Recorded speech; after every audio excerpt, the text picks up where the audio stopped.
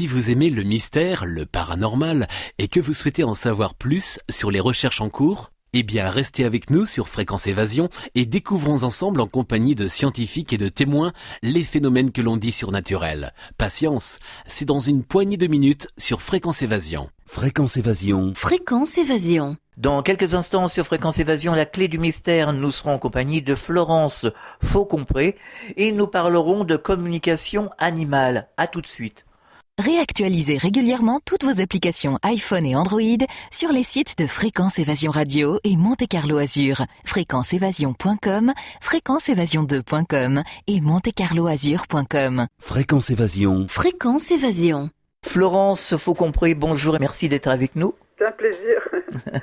Alors, vous êtes auteure, illustratrice, artiste peintre, promue à la Déclaration des droits de l'animal à l'UNESCO en 1978, c'est bien ça? Ah, vous avez lu tout ça dans Oui, Internet? oui. Ah bah oui. Les journalistes, ça fouille un peu partout. Hein. Est-ce que vous pouvez justement nous expliquer un peu votre cheminement par rapport à tout ça? Oui, en fait, bon, il faudrait remonter déjà à mon enfance parce que chez ma mère, il y avait toujours plein de chats. On avait commencé par les adopter, ils avaient été abandonnés sur une plage à la fin des vacances.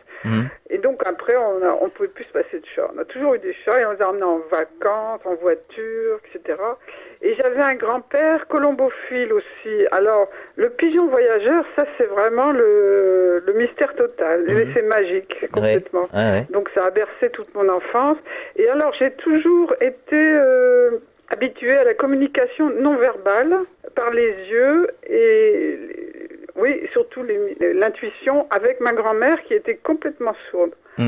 Donc la communication silencieuse, je connais. On articulait les mots avec les lèvres mais sans prononcer les sons. Et je crois que ça développe vraiment beaucoup l'intuition. Oui. Alors on en parlera plus en avant tout à l'heure. Voilà, donc tous les sans-paroles, ceux qui ne peuvent pas s'exprimer, pour moi c'est mes frères. Donc c'est l'épine dorsale de ma vie, les animaux. Et j'avais créé une collection chez Hachette que je voulais appeler La parole est aux animaux en 89. Et en fait, c'est devenu carnet de bord, un terme tout à fait anodin. Mais c'était pour prendre la défense des baleines et des dauphins. Et donc, à partir de ce moment-là, je suis allée beaucoup dans les écoles autour de ce livre-là. Et donc, je distribuais la déclaration des droits de l'animal. D'accord. Voilà le parcours, en gros. Ouais. Alors, vous êtes de formation germaniste et naturopathe en plantes médicinales. Vous pouvez nous expliquer cette partie de votre cheminement? Alors, ce qui est bizarre, c'est que ça remonte aussi à l'enfance. Quand j'étais petite, j'étais passionnée. Déjà, j'avais un livre sur les plantes médicinales, alors que mes parents s'intéressent absolument pas. Ils se sont jamais intéressés aux plantes. Voilà, donc ça encore, c'est un mystère. Enfin, c'est un besoin. C'est comme dessiner ou écrire, c'est un besoin aussi. J'ai besoin du contact avec la nature. Et j'ai eu la chance de rencontrer Marie-Antoinette Mulot. À une certaine époque, je traînais mes savates dans les journaux aussi, journalisme avec Femmes Actuelles, où j'avais envoyé plein de contes.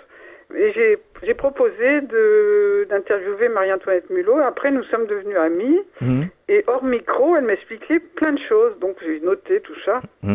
Et je suis allée aussi à l'école des plantes de Clotilde de Boisvert. Donc, tout ça fait un capital qui est maintenant très, très précieux. Ah oui, je me doute. Alors, qui est Marie-Antoinette Mulot? Alors, Marie-Antoinette Mulot, c'est la dernière herboriste diplômée de France qui a donc été juste avant l'interdiction par le gouvernement de Vichy, quoi, où on a liquidé tous les herboristes. Ah ouais. Et on a l'impression que ça ressort en ce moment. Hein. C'est un besoin chez les gens de retrouver... Puis il y a plusieurs écoles quand même. Il y a l'école de Bailleul, il y a l'école à Lyon. Malheureusement, ça n'offre pas de débouchés. Les seules personnes qui peuvent reprendre les 13 magasins d'herboristerie en France, ce sont des pharmaciens. Voilà. Alors, les plantes ont un langage, bien entendu. Oui. Et oui, mais même les arbres aussi, pour les entendre. Oui. Ça, c'est fort, ça, c'est très fort. Mais c'est toujours en adoptant le silence comme un ami qu'on arrive justement à entendre tout ce qui est vivant, que ce soit les plantes, les arbres, les animaux, et les êtres humains quand ils sont gentils. Oui, quand ils sont gentils. En ce moment, ils sont un peu turbulents. Alors, vous pratiquez une forme de médiumnité, puisque vous communiquez avec les animaux, hein, c'est bien ça? Oui. Naturellement, comme je vous dis, c'est vraiment quelque chose qui s'est développé avec le temps. Oui. Et j'ai jamais eu comment dirais-je, un désir violent, pas du tout. C'est venu comme ça. Et ça m'a été donné aussi. Alors, une autre chance, c'est d'avoir beaucoup reçu la nuit. Ouais. Donc, j'appellerais ça plutôt des songes que des rêves, parce que quand on sait qu'on a vraiment voyagé dans l'astral et qu'on a vraiment vécu quelque chose, c'est pas comme les rêves qui ne vont rien dire. Donc, j'ai eu un rêve très important, parce que j'écrivais tout le temps mon journal intime avec mes rêves. Et ce qui me frappe quand même, c'est que c'est seulement maintenant, donc 28 ans plus tard, que j'ose en parler. Ah bon? Quoique, on peut comprendre. C'est quand même à remarquer, ça veut dire que on n'ose pas raconter des choses très importantes, on attend d'être plus âgé. Et je ne suis pas la seule, parce que j'ai vu, par exemple, Didier von Covelard, il a écrit aussi, donc seulement maintenant, des choses très personnelles et intimes qui lui sont arrivées à peu près à la même date. Ça porte à réfléchir, ça veut dire qu'il nous faut un quart de siècle pour arriver à parler. Non, c'est surtout qu'aujourd'hui, maintenant, les masques tombent et tout est révélé, si vous voulez. Oui, voilà. Mais à l'échelle de notre vie personnelle, c'est quand même tard, quoi. Oui. J'espère que les jeunes maintenant vont être libérés et c'est pour ça que je pense que c'est important d'écrire des livres et de faire des conférences pour témoigner, partager. Plus on pourra parler, plus on aidera les autres à parler. Moi, j'attends encore, après l'émission, j'attends d'avoir des témoignages.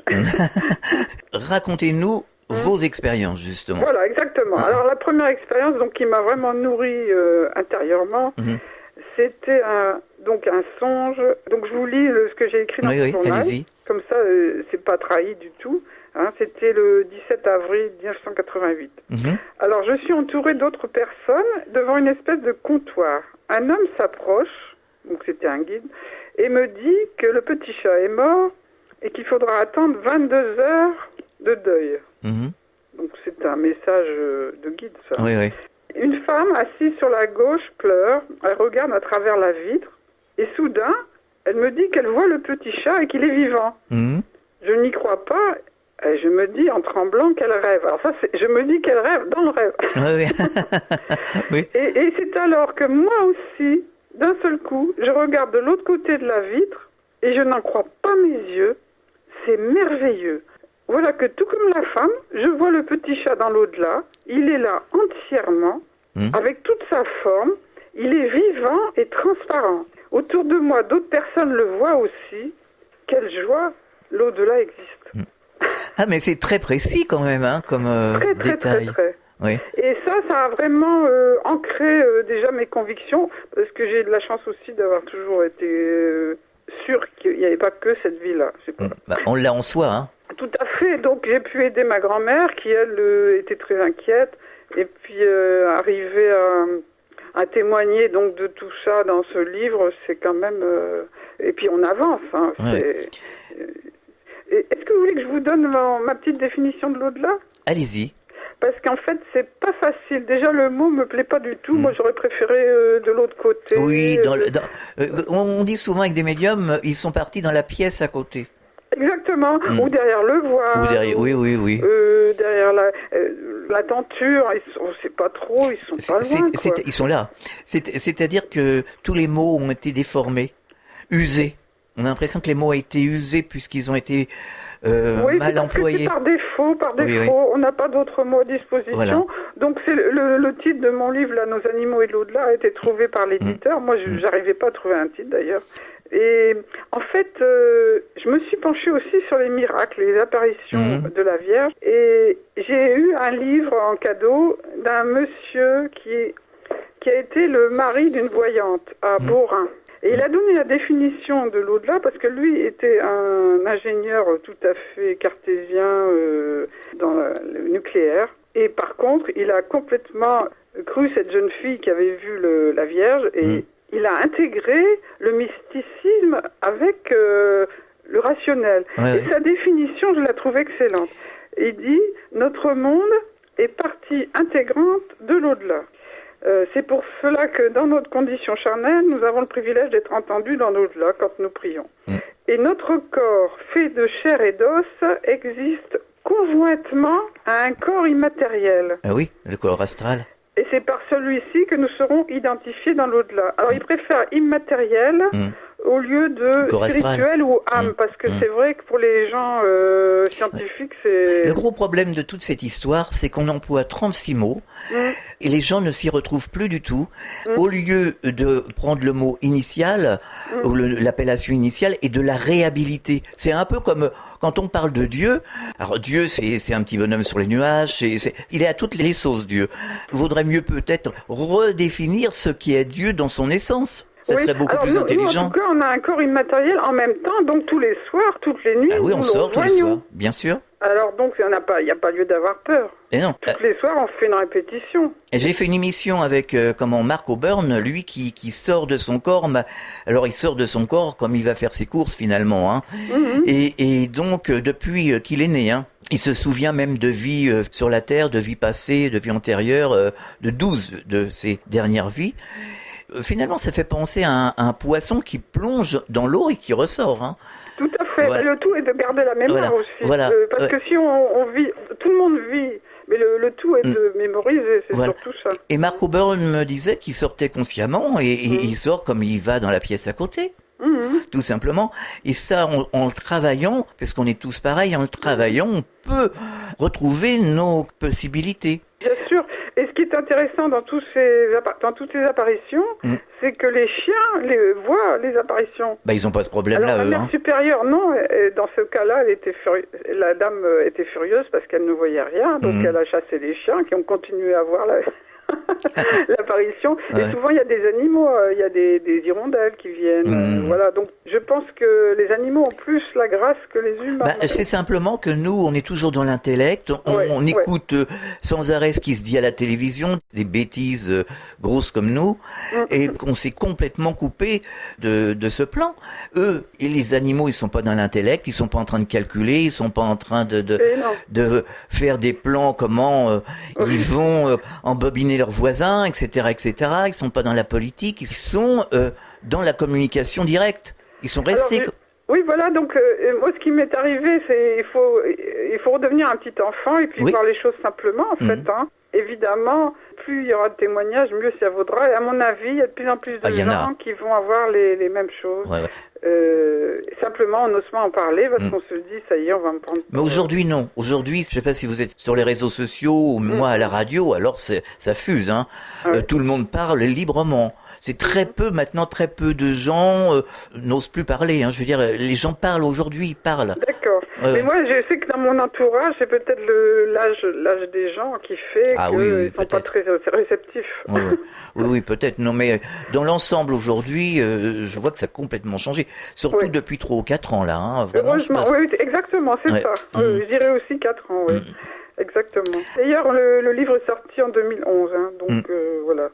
Alors, ce qui m'est arrivé encore après, qu'est-ce qui vous est arrivé ? J'ai soigné un chat, le chat d'une voisine qui était condamné. On avait dit qu'il avait un cancer de la prostate. Et donc, elle pleurait. Et puis moi, j'avais lu Maria Treben, parce qu'il y a aussi l'herboristerie autrichienne et allemande qui est différente de la française. Oui. Donc, tout espoir n'étant pas perdu, je suis allée chercher de l'épilobe, j'ai cueilli de la prêle, j'ai moulu la prêle, j'ai mis dans des petites gélules spéciales pour les animaux. On peut trouver ça chez le pharmacien. Oui. Et voilà, et donc on l'a soigné avec beaucoup d'amour.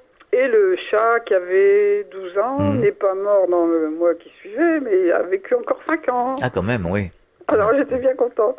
Donc, il s'appelait Alyosha, et... j'ai beaucoup prié aussi un saint russe qui est équivalent au saint François, c'est Saint Séraphin de Sarov. Et c'est intéressant parce que Saint Séraphin de Sarov parlait avec les animaux la nuit, dans les bois, dans les forêts. Donc il avait un ami ours, un ours qui marchait sur 2 pattes debout, c'est la légende. Et il demandait à son ours d'aller lui chercher du miel. L'ours revenait, du miel dans les pattes. C'est vraiment extraordinaire, ça. Donc je pense que Saint Séraphin de Sarov a dû mettre son grain de sel pour sauver Alyosha. On marque une pause dans la clé du mystère, on revient dans quelques instants. Chaque jour, sur Fréquence Évasion Radio, recherche, ovni, paranormal, faits de société, protection de l'environnement et les rendez-vous avec vos stars préférées dans Paroles de Stars. Fréquence Évasion, c'est également la voix des sudistes en Principauté de Monaco et dans le Grand Sud. Fréquence Évasion Radio, dites-nous tout. Dites-nous tout. Dites-nous tout. Fréquence Évasion. Fréquence Évasion. Nous sommes de retour. L'invité aujourd'hui, c'est Florence Faucompré. Nous parlons de communication animale. Alors, comment vous avez pris conscience que vous pouviez communiquer avec les animaux et comment cette communication s'est-elle établie? Oui, donc justement, avec Alyosha, c'était merveilleux. Enfin, c'était un chat extraordinaire qui soignait aussi les autres chats malades. Et donc, malheureusement, un jour, il est parti. Je ne voyais plus la maîtresse parce qu'elle avait un ami. Et en fait, je leur ai expliqué comment aider le chat à passer parce que, comme il n'y a pas de hasard, je l'ai croisé au moment où il l'emmenait chez le vétérinaire pour le faire piquer, quoi. Et donc, c'est après coup que j'ai reçu un message d'Alyosha, donc assez vite, hein. Donc, j'ai eu envie d'écrire, mais je savais pas qui me... C'est un message télépathique? Non, c'est-à-dire télépathique, mais j'écrivais. Oui, communication intuitive, écriture intuitive. Je sais pas comment appeler ça, je ne sais pas, puis les termes... Si, il faut quand même employer les termes parce que les gens ne vont pas comprendre. D'accord. Donc on a l'habitude... Je sais que dans les livres, on dit TCE, transcommunication écrite. Ah, c'est nouveau ça. Oui, ouais. J'ai vu ça. TCI, je connais TCI, mais voilà, TCE, non. TCI, c'est les instruments, TCE, c'est quand on écrit. D'accord. Enfin bon, ça revient à la communication intuitive, ou l'écriture intuitive. Je ne sais pas si je peux vous en parler, mais il y a encore une autre façon de communiquer direct. Et allez-y. Donc après ça, évidemment, comme n'importe qui, j'ai quand même douté un petit peu, mais ça a été publié dans le livre. Hein. Oui, oui. Et j'ai eu encore d'autres signes, donc des sensations sur l'épaule et pendant un bon moment, donc exactement comme de son vivant, donc c'était comme s'il était sur mon épaule. Ensuite, qu'est-ce que j'ai eu aussi J'ai eu des messages aussi. On m'a demandé pour un chien qui était mort et qui avait été enterré dans un parc et la maîtresse voulait savoir de quoi il était mort. Et là aussi, j'ai reçu un message de son guide qui m'a dit qu'il avait été empoisonné. Ah bon? Voilà. Et vous avez pu le vérifier? Ça a pu être vérifié après? Alors, elle pense que oui, parce qu'effectivement, il avait été terriblement malade et elle comprenait pas, quoi. C'était affreux. Après, il y a eu une autre chatte que j'avais vue chez une amie. Alors là, j'étais allée chez une amie dans le Val d'Oise qui avait un grand jardin et tout le monde vaquait à ses occupations. Et puis tout à coup, je vois sur le carreau une pauvre petite chatte toute plate comme une carpette en train de ramper là, et en fait elle agonisait. Alors je l'ai caressée, alors pour ranimer un animal qui est malade, je vous conseille de souffler entre les deux oreilles. Donc j'ai soufflé là, j'ai soufflé le plus possible, les caresser et j'ai pas arrêté de dire t'es belle, t'es belle, t'es belle. C'est vrai, elle était très belle pour moi. Et figurez-vous que ça l'a ranimée. Et en 1 heure ou 2, elle s'était redressée, elle recommençait à marcher, elle avait repris vie. Tant et si bien que la fille de la maîtresse de maison m'a dit mais tu l'as sauvée. J'ai dit non, je l'ai pas. Et je savais bien que c'était juste un sursis, quoi. Et donc la soirée s'est terminée assez tard, donc je suis restée là pour dormir. On m'a mis un matelas dans la salle à manger pour dormir. Et je savais qu'aussitôt que je serais allongée, elle allait venir. Parce qu'elle était quand même redevenue vivante, là. Oui. Donc, elle éteint la lumière, et au moment où elle éteint la lumière, hop, la chatte arrive, et elle s'allonge, mais alors, tout du long de mon côté droit. Après, c'était le côté gauche. Après, c'était sur moi. Enfin, partout, quoi. Et toute la nuit, elle a ronronné. Et ça a été vraiment une nuit d'amour, quoi. Après, je suis partie, j'ai su qu'elle avait quitté ce plan-ci et ce monde-ci, d'accord. Moi, elle s'appelait Kaline. Oui. Elle a vécu combien de temps après? Ah, ça, j'ai oublié de lui demander, je ne sais pas. Mais ce qui est intéressant, c'est que j'ai reçu un message, alors que je m'y attendais pas du tout. Mais alors, vraiment pas, j'y pensais pas. Je croyais que c'était ma mère qui voulait me parler, qui est décédée aussi en 2010. Et le message, c'était « Kaline t'aime ».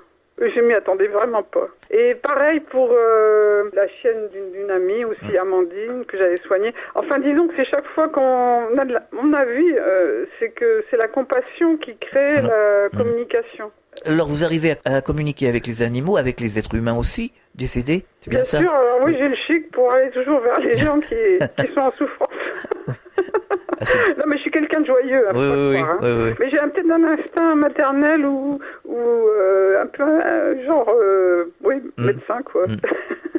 Mais quand vous communiquez comme ça, vous vous mettez dans un état de relaxation, un état un peu spécial, comment? Ou ça vient comme ça, vous faites le vide dans votre justement, tête? c'est ça que je voulais dire, il n'y a rien de spécial, pour moi en tout cas.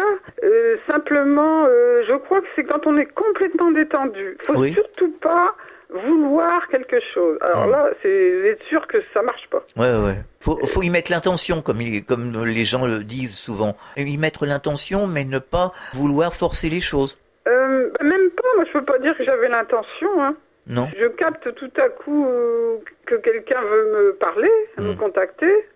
Oui, mais quelque part, on peut avoir envie aussi de rentrer en communication. Tout à fait. Alors, si vous avez envie d'entrer en communication, vous pouvez vous prêter un petit test des cristaux. Je vous en ai parlé. Oui. Et je l'ai fait moi-même parce que j'avais vu dans la revue Infinitude, le messager de l'association Infinitude. Oui, Monique Lage et Jacques Blanc-Garin.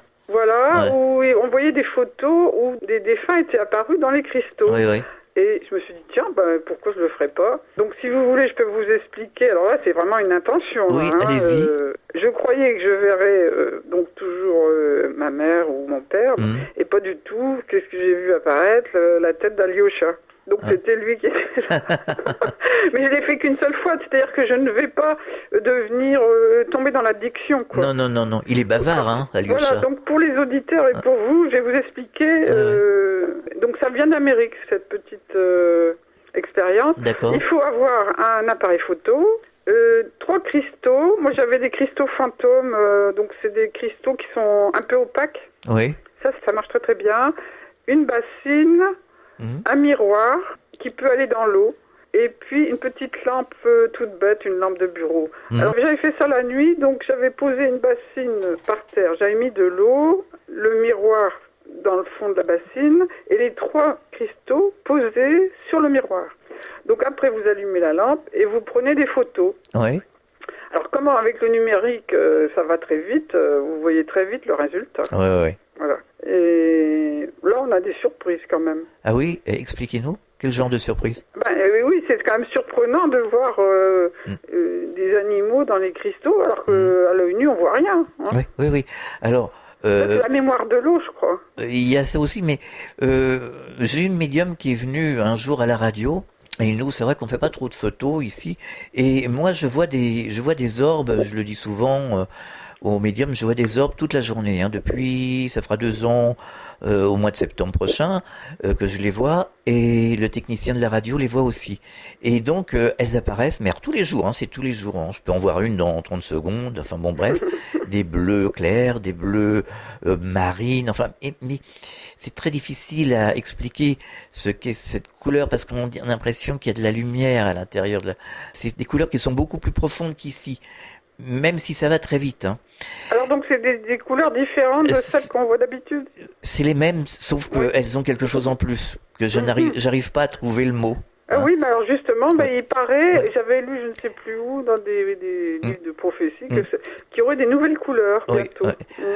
Mais c'est des fréquences qui doivent appartenir à l'autre dimension et qu'on n'a pas ici. Les personnes qui vivent des NDE, des sorties de corps, nous disent que la palette des couleurs est 1000 fois plus importante qu'ici. C'est pour ça que quand ils disent qu'ils reviennent ici, ils disent qu'ils reviennent dans un monde complètement terne. Certes. Et alors... Donc, cette médium est venue ici à la radio, elle nous a demandé de faire des photos, on a fait des photos, et quand on les a mis en fichier MP3 sur l'ordinateur, dans la pièce, dans le studio, il y avait plein d'orbes qui flottaient autour de nous, et quand on a agrandi les orbes sur l'ordinateur, il y avait des têtes, des visages, des chapeaux, voilà, il y avait des choses à l'intérieur des orbes. Mais moi, par contre, les orbes, comme je vous le disais tout à l'heure, j'ai pas besoin de les prendre en photo puisque je les vois. Donc, voilà. Et je cherche justement des gens qui voient aussi les orbes à l'œil nu. Bah, à mon avis, c'est quand même l'esprit, parce que par exemple, quand Alyosha est parti de l'autre côté, on a fait une photo de lui sur son lit de mort, quoi. Et un petit orbe qui est apparu sur la photo après.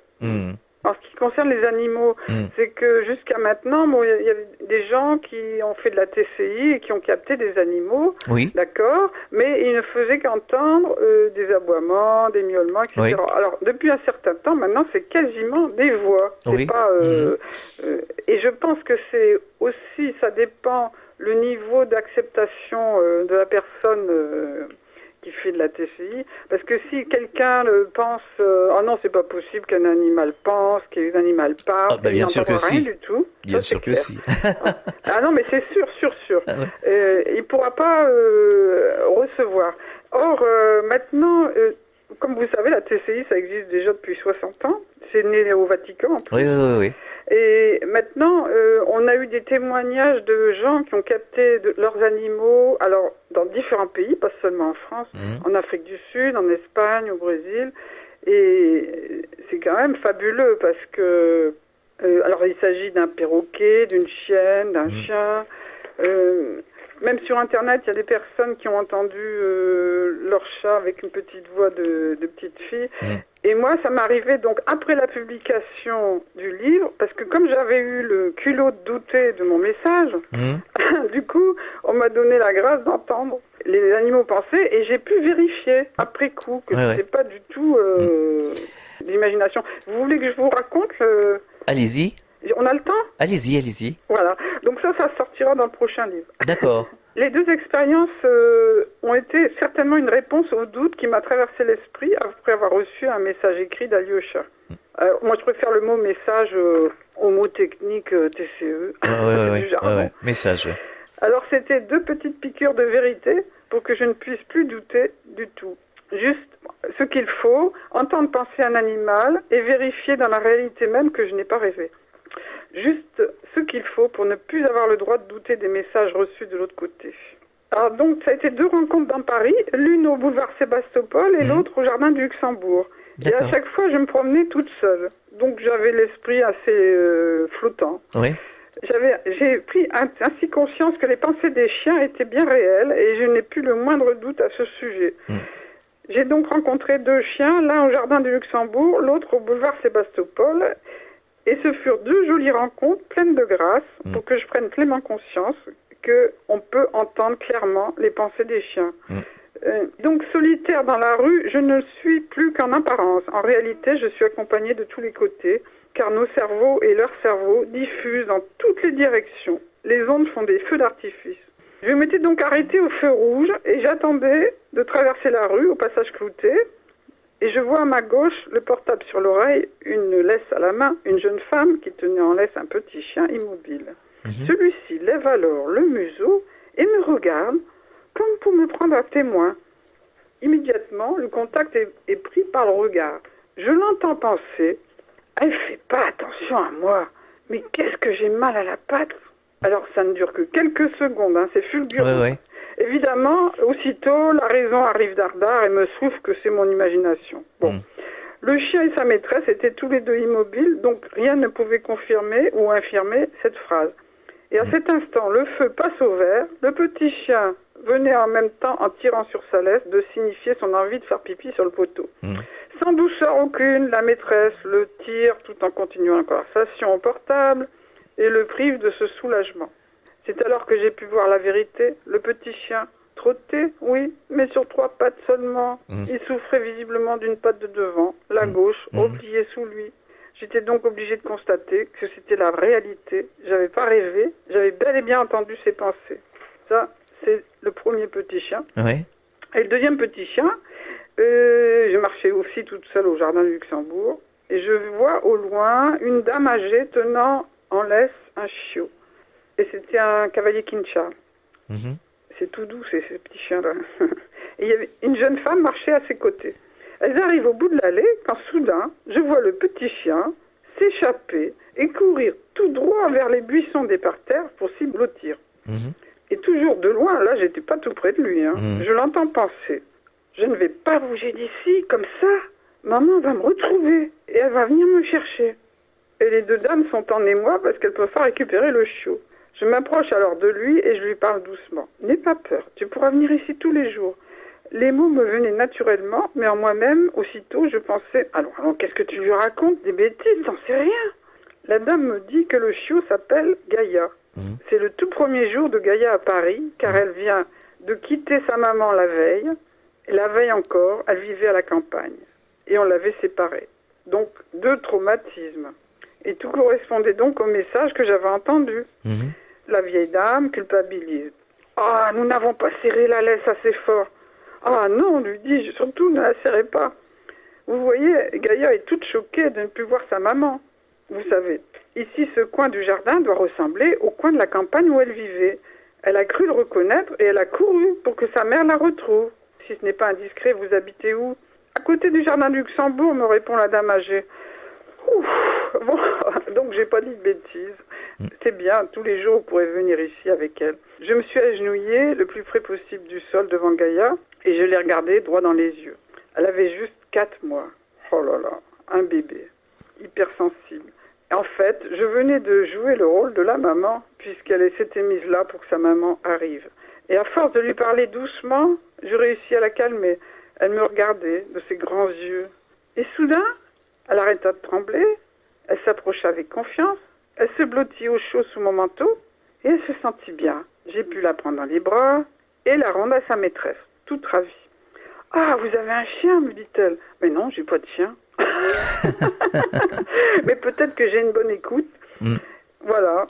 Et je pense à une chose, est-ce qu'on réfléchit beaucoup à la souffrance des petits animaux que l'on sépare de leur maman? Ben oui, les animaux vivent une véritable torture sur cette planète. Oui, oui, je trouve, hein, franchement, qu'est-ce qu'on leur en fait voir de toutes les couleurs? On marque une pause dans la clé du mystère, on revient dans quelques instants. Réactualisez régulièrement toutes vos applications iPhone et Android sur les sites de Fréquence Évasion Radio et Monte Carlo Azur, fréquenceévasion.com, fréquenceévasion2.com et montecarloazur.com. Fréquence Évasion. Fréquence Évasion. Nous sommes de retour, c'est la dernière partie de la clé du mystère. L'invité aujourd'hui, c'est Florence Faucompré. Nous parlons de communication animale. Alors c'est très étrange ces gens qui disent que les animaux ne pensent pas. Alors ceux qui ont des animaux de compagnie quand même devraient réaliser quelque part. Hein. Oui, mais ça j'ai réalisé, n'est pas intime qui veut avec un animal. Il y a des gens qui n'y arriveront jamais. Hein. Oui, mais quand même, un animal est bien obligé de penser, ne serait-ce que pour se diriger dans la maison, pour aller dans la cuisine, pour demander telle ou telle chose. Forcément, ça passe pas par la pensée. Moi, je suis stupéfait quand j'entends les êtres humains qui disent les animaux ne pensent pas, mais je me demande dans quel monde je vis, quoi. Ah, mais je crois que les scientifiques ont fait un peu en avant. Ils ont admis qu'on pouvait très bien ne pas avoir de langage et penser quand même. Eh bien. C'est un progrès. Donc on en revient toujours. Quel effort. La communication non verbale, mais en fait, ça n'est qu'une illusion, puisque... C'est la même chose, nous aussi. Puisqu'on peut l'entendre penser bien de sûr. temps en temps. Donc, en fait, mais tout n'est qu'illusion. Mais on est vraiment bien eu. Hein. C'est notre pensée qui fait qu'on articule, qu'on ouvre la bouche et qu'on prononce des mots. Les perroquets, par exemple, peuvent tout à fait parler. Ils ont les mêmes organes que nous. Mais bien entendu. C'est bien notre pensée qui commande ce que l'on va dire. Voilà. Donc, à mon avis, après toutes ces expériences que j'ai eues, moi, je peux dire tranquillement que les animaux nous accueillent de l'autre côté. D'ailleurs, c'est comme dans le film, vous savez, le médecin qui meurt et qui retrouve sa chienne de l'autre côté dans la prairie. Ah oui, je l'ai vu ce film. Plus beau que nos rêves, enfin, je ne sais pas. Oui, au-delà de nos rêves. Au-delà de nos rêves, voilà. Un film qui est très très bien, c'est Notre demeure. Voilà, Nos solars. Nos solars. C'est ça que je voulais aussi recommander, parce que ça vous fait drôlement avancer aussi. Ah oui, tout à fait, c'est bien. Je l'ai vu 2 fois, et puis j'ai lu pas mal de livres. Oui, et la version française est sortie. Faut préciser que la version française est sortie. Oui, elle était sur Internet gratuitement. Ah bon? Oui, pendant longtemps. Hein. La version française? Oui, tout à fait. Ah ben, moi, je l'ai payé 25 € quand même. Hein. Ah. Bon, c'est pas grave. Mais je crois qu'elle est retirée maintenant. Ouais. Mais bon, la communication, c'est surtout avec le regard et avec l'amour. Et c'est la seule, le seul tapis volant, quoi. Bien entendu, bien entendu. Je pense qu'il n'y a pas d'exercice à faire, simplement la compassion, à force de compassion et de bienveillance, on finit par recevoir les messages naturellement. Bien sûr. Bon, et puis en plus, ce qui se passe en ce moment, c'est que non seulement, recevoir les messages « je vais bien », etc., d'accord, mais c'est mieux que ça, les animaux peuvent nous soigner de l'autre côté. Oui. Surtout si vous les avez aimés et soignés, eux peuvent en faire autant. Ils ont la permission. Donc ils ont aussi des guides qui s'occupent d'eux. Si jamais ils ont été malades, ils ont aussi un petit hôpital comme pour nous. Et donc ils sont soignés de l'autre côté. Et c'est beaucoup plus court que pour les humains. Et c'est à peine même pas un mois. Est-ce que vous organisez des conférences et des ateliers de sensibilisation sur tous ces sujets ? Ah mais volontiers. Alors les conférences, j'ai commencé à Toulouse avec l'association La Source de Vie en octobre, avec Yves Linès, etc. Il y a des grands médiums. Ça c'est passionnant, ça dure 2 jours. Mais je vais dans les associations, je vais dans les librairies qui m'invitent. Et je le ferai volontiers, tout à fait, s'il y a des demandes. Une fois, une dame m'a contactée parce qu'elle avait perdu son chien et elle pleurait. Elle m'a tellement secouée que j'ai fini par pleurer aussi. Et en fait, j'ai pu lui dire qu'elle allait avoir un signe de son chien et ça s'est produit. Je le sens quand la personne va recevoir un message. C'est arrivé aussi à Toulouse. Ah, ça a été formidable, mais c'est tellement chaleureux, c'est vraiment... Parce que ce qui m'avait plu chez vous, c'est quand vous m'avez dit que vous ne faites pas de hiérarchie dans les deuils, et moi non plus. Ah et ce qui m'avait choqué dans une association que je ne citerai pas, c'est le fait qu'on mette première souffrance, c'est celui qui a perdu un enfant. Deuxième souffrance, celui qui avait perdu un conjoint. Troisième souffrance, en dessous. Alors c'est comme une échelle. C'est quand même culotté. Et après, tout à la fin, l'animal. Alors je suis pas d'accord parce qu'il y a des personnes ça qui ressemble à rien, tout ça. parce qu'on leur avait privé de leur chien en maison de retraite et la douleur de perdre un animal est très très variable. Tout ça est très personnel, hein. Ah oui, c'est très personnel. On n'a pas le droit de faire un jugement là-dessus à l'emporte-pièce et de dire que c'est moins. Alors, je me demandais justement, est-ce qu'il ne faudrait pas faire une association de gens qui ont perdu leurs animaux ? Oh bah oui, pourquoi pas. Hein ? Et on va nous regarder avec des gros yeux. Mais... on va se faire aider par Brigitte Bardot. Je ne sais pas, mais en tous les cas, j'ai déjà eu plusieurs appels, tout ça par le biais d'Internet. Bah justement, est-ce que vous avez des projets ? Donc là, je suis en train d'écrire un autre livre. Oui. Ben, mes projets, c'est des conférences, et puis soulager les gens, être à leur écoute, tant que je peux. Alors, où peut-on se procurer votre livre ? Ou vos ouvrages, en général ? Vous pouvez me le demander directement si vous voulez. Hein. Oui. C'est donc aux éditions Fernand Lanor. Fernand Lanor. De poche. C'est Nos animaux et l'au-delà. Nos animaux et l'au-delà. Voilà. Est-ce que vous avez un site internet ? Oui, alors le site internet, c'est www.florence avec un petit F, petit tiré, faucompre, F-A-U-C-O-M-P-R-E, P-R-E, pardon, il n'y a pas d'accent, .fr. Et de toute façon, si on tape Florence Faucompré sur Google, ça sort tout de suite. J'ai essayé hier. J'ai pas réussi, moi. Et vous voulez mon adresse email ? Oui, allez-y. Alors, l'adresse email, c'est tout collé. C'est flomoineau, FLOMOINEAU, @gmail.com. Merci Florence Faucompré pour cette première intervention sur notre antenne. Ça nous a fait plaisir de vous découvrir, votre façon de communiquer avec les animaux. Je vous dis bon courage et à très bientôt. Merci Alain. Fréquence Évasion.